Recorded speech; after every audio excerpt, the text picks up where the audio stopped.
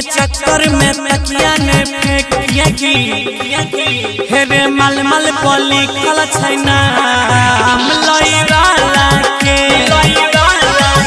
हेरे वह छौड़ा तोर तैला क्यों करता लाके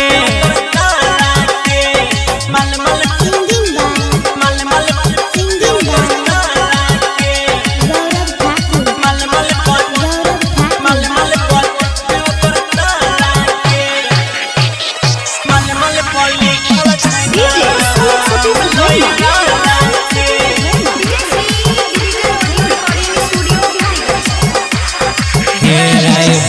लिखल छे रे ओकरा कोई ने काटे छे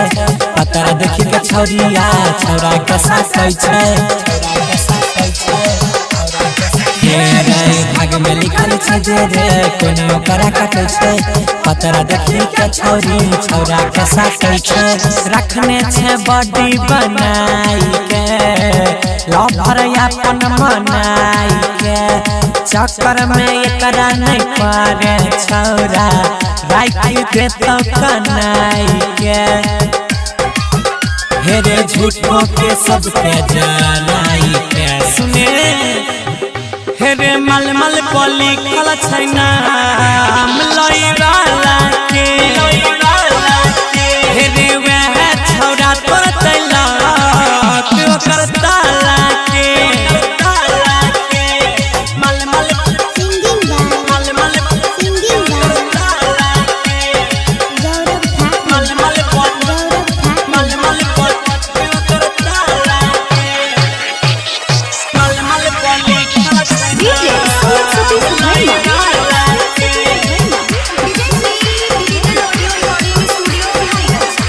सब अलग अलग बनल छै रे भाई लीला कहियो नहीं होतो तोरा संग हाथ ओकर पीला